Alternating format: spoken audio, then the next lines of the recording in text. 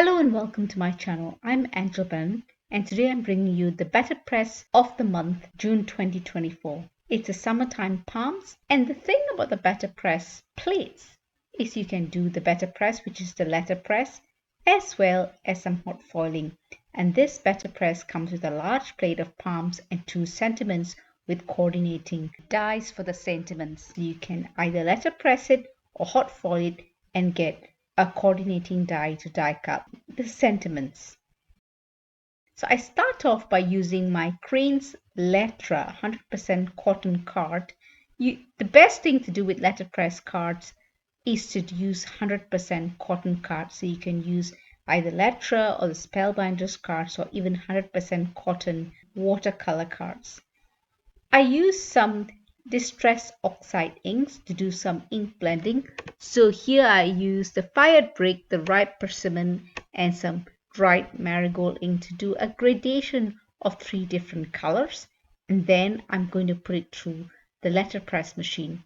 So I use the Spellbinders LetterPress system, which is the BetterPress machine, where I will stick the ink panel on the Letra's Crane 100% cotton card. I'll stick it onto the acrylic part of the machine. I will place the BetterPress plate onto the magnetic platform of the BetterPress machine and ink it with some BetterPress black ink. And then I'm going to put the acrylic plate onto it and put it through the Platinum 6 machine and put it through the machine to get it letterpressed. And you see such an amazing impression of the palms with the gradation of the ink blended background. And then I'm putting it onto an A2 card, and I use that with some double-sided tape. I don't use liquid glue, I use double-sided tape because that's what I'm comfortable with. And I'm putting the sentiment as well as the die cuts of beach chairs from the large die cut of the month, June 2024. I have a video at the end of this video to show you how I use the large die of the month, which is the Summertime Vacay, which is an amazing die set which shows you how I use the beach chairs as well as the beach umbrella and some waves to do some cards. So here I show you how I've already shown you in the previous video how I assemble the beach chairs as well as the umbrella to create the background of the BetterPress of the month die plates. I really hope you enjoyed the video. If you do, please give it a thumbs up and consider subscribing. And when you do subscribe, remember to press that notification bell so you're alerted when new videos are uploaded. This is the last video that I'm doing for the June 2024 Spellbinders Clubkits. But what I will do so that when you receive your die cuts and your Spellbinders Clubkits, you've got inspiration. And I'm not saying I'm the only inspiration out there. There's so many inspirations out there by some talented card makers. But I will create a playlist of all the videos that I've created for the Spellbinders June 2024 Clubkits, so it's easy for you to reference them. Do consider leaving me a comment to let me know what you think of the video, what I can do better with the video. If you've been inspired with the video, it really gives me the impetus to create more videos. I love the Spellbinders Clubkits because they're all themed and there's a common theme that goes through all the Spellbinders Clubkits, which makes it easy to create cards across the Spellbinders Clubkits. The reason I use distress inks and distress oxide inks for a lot of my Spellbinders die cuts is because they're so easily accessible, and I will link the storage system that I have for the foam pads in the description below so you know how easily I access them when I need them. I really hope you will let me know what you think of them, and if you do, I will create more video free for you to access and get some inspiration. So getting some feedback is always amazing because it gives you the impetus to create more videos. I store my Spellbinders Clubkits by month because they are themed. Unless there is a particularly generic sentiment in one of the club kits, I keep them separately. For example, the Glimmer of the month is very summer themed sentiments, so I'll keep them all together because they'll be ideal to use with the other club kits of that month. I primarily use the large die of the month with the BetterPress of the month set here, but you could use the small die of the month as well.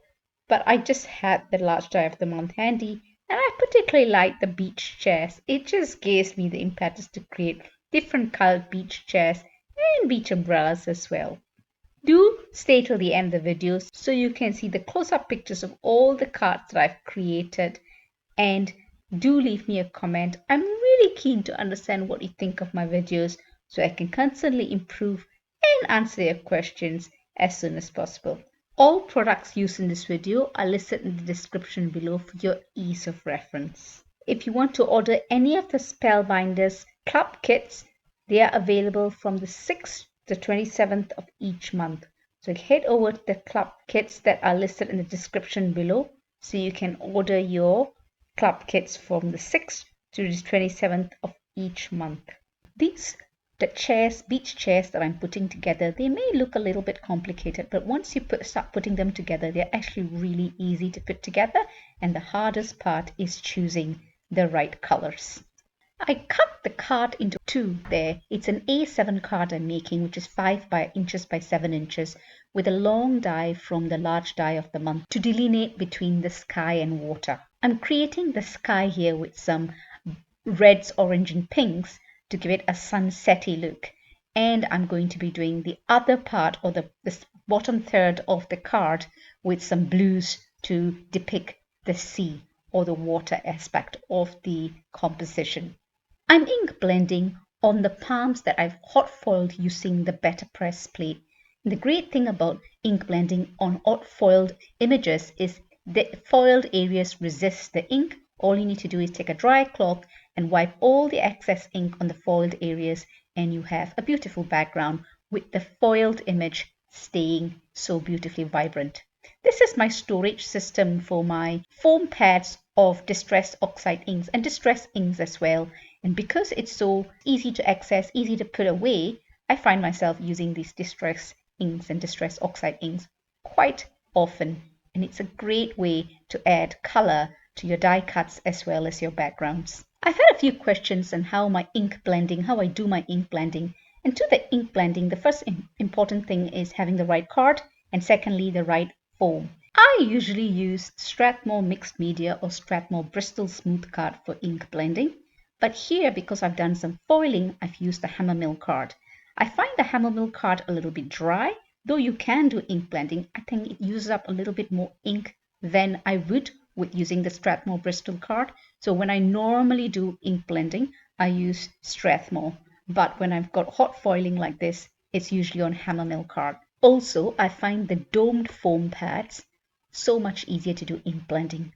I've changed all of my foam pads to dome foam pads from the previous foam pads, which used to give some harsh lines sometimes when you're blending. But for easy blending, dome foam pads. And it's also easier to blend with distress oxides than distress inks. That's my personal view, but that's how I tend to use a lot of my distress oxides for my backgrounds and my distress inks to color the die cuts. Here I'm just putting together the card with the large die of the month. You'll see a lot of these die cards and the details on how I use that when you watch my video that focuses on large die of the month. But here I'm using those dies to create the composition here with the palms or the foiled palm from the BetterPress plates in the background.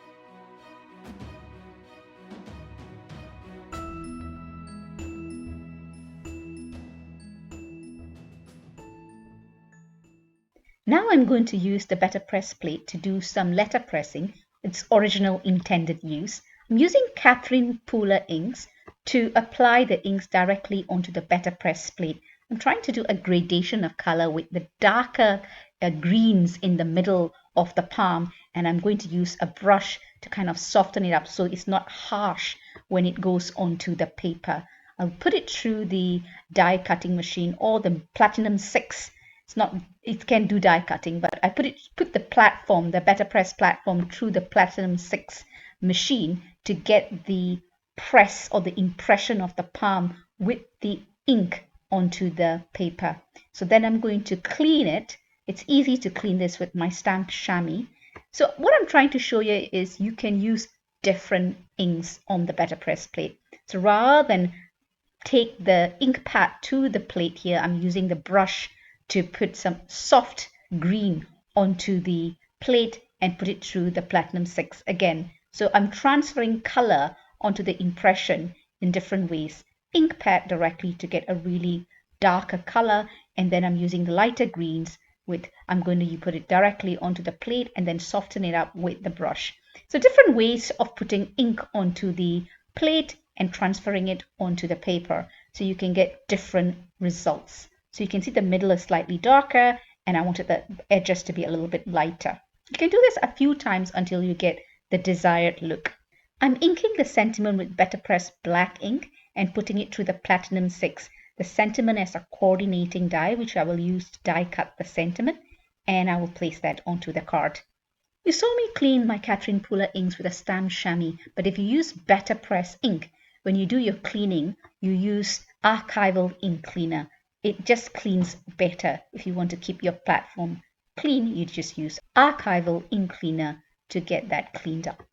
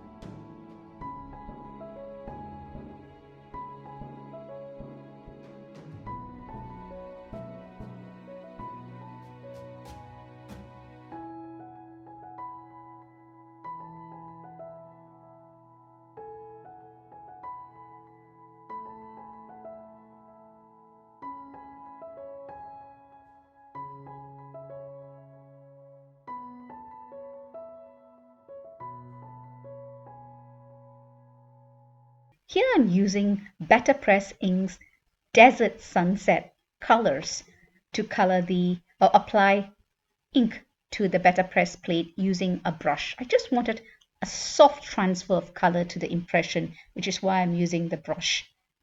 And I've done it a few times here with the 3 colors from Desert Sunset to get this gradation of yellows and browns onto the image. Hot foiling with BetterPress plates is pretty much the same as you use a hot foil plate.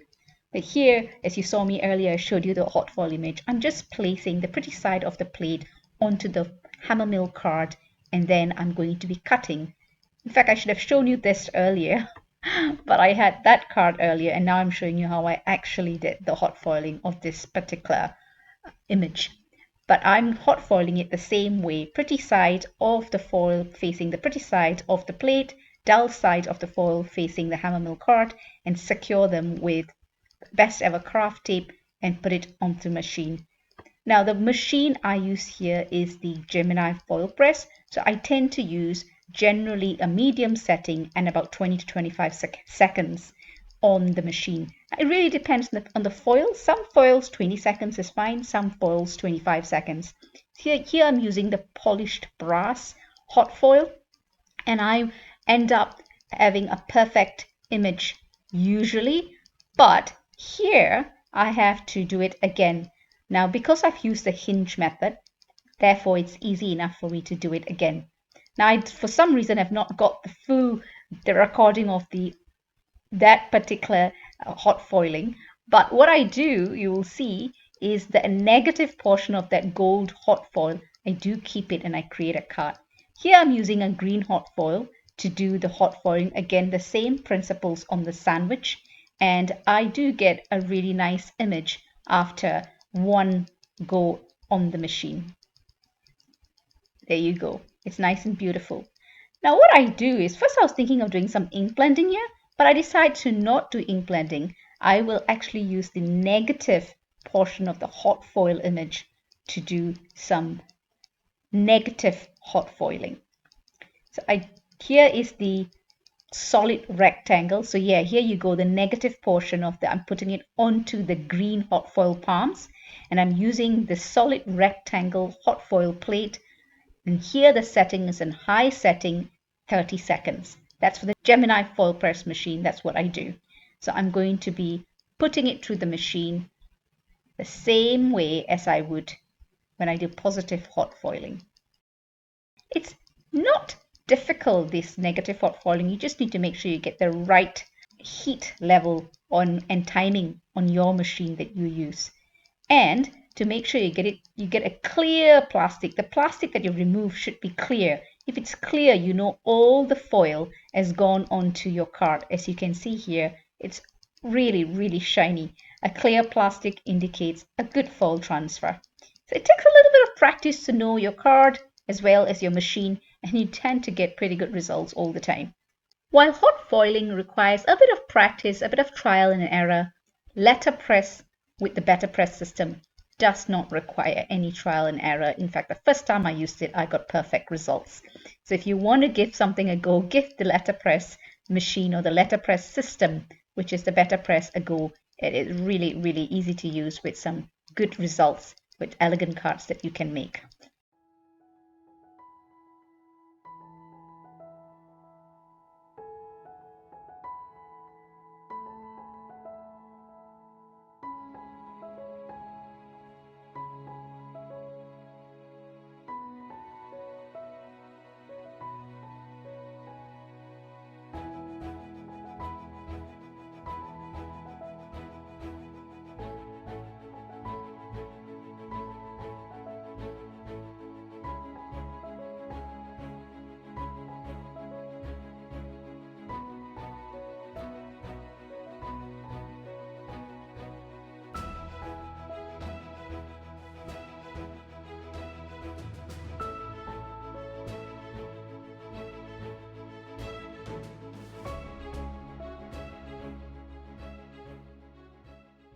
Here are all the completed cards that I've created with the BetterPress of the month, some with LetterPress, some hot foiling, and I've certainly used a lot of the Glimmer of the month for the sentiments, and for the die cuts I've used the large die of the month.